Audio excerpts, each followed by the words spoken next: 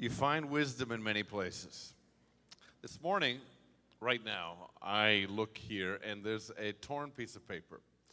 And it says something on it, maybe like a fortune cookie, that I should read. And maybe I should read it to you. It says in handwriting, "Today I will be as happy as a bird with a French fry."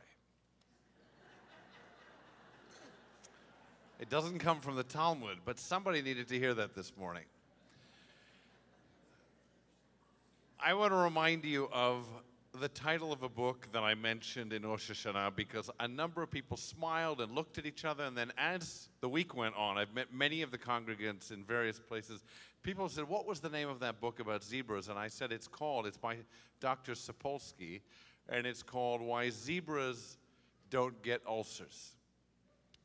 And the premise of why zebras don't get ulcers, unlike Jews and the rest of us, is because they don't worry. Zebras, they say, unlike other animals, only exist in the moment. When they graze in a field, they graze in the field. Their mind is on that grass. And it's only when a lion appears that they contemplate a lion. Before that, the ulcers don't form.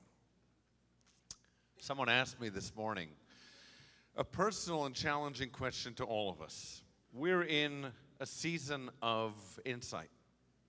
We're in a day of insight, heightened insight. Realize that tomorrow becomes an ordinary day. Tomorrow we journey toward a sukkah. It's said that after Yom Kippur, we just start putting the first boards of our sukkah together, journeying to the next place in our Jewish history and our future. But before Sukkot, we have work to do on ourselves. Otherwise, we take this self with its cracks and fissures into a new year. And maybe some of the work that could be beneficial to us in that year to come, that could be impactful to those whom we impact, might be work that we could do today. And I say work because I think it takes effort to change. It isn't enough merely to want intention. Intention is like talent. It takes us to a certain place of admiration, but beyond that, we have to put effort to our talent to make it something ordinary. Someone asked me this morning, what about when you don't have it in you to forgive? What do you do then? And I think it's a statement of misunderstanding of who we are and what our capacities are. Not with any disrespect to her. I have great respect for her.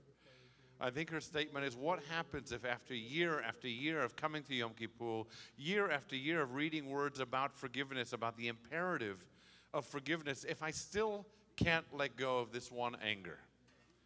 And I'm reminded of the Hasidic lesson that says that anger is like that hot coal that we hold in our hand to throw at somebody else. And it'll never reach them, but in the meantime, it's burning through us and destroying the fabric of who we are. So maybe the most generous act that we can do is to forgive, because forgiving contains give. And in that simple word, it teaches us that there's something about letting go, giving up anger, giving away love, giving connection with another person, and realizing in them their humanity, even if what they did was inhumane. As a human being, God somehow designed them with that capacity and designed us and them with the capacity to change, to reformulate our lives and our stories.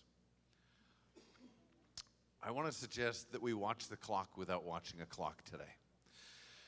That we watch the clock. People ask me every year, what time does the Yizkor begin? I say, I don't know, I don't wear a watch. What time does this service end? I say, I don't know, I don't wear a watch. That's not where my head is. However, maybe what we should realize, I remember speaking last year of Baudelaire's watch, that fabled watch that said, it's late. It didn't say a time, it just said it's late.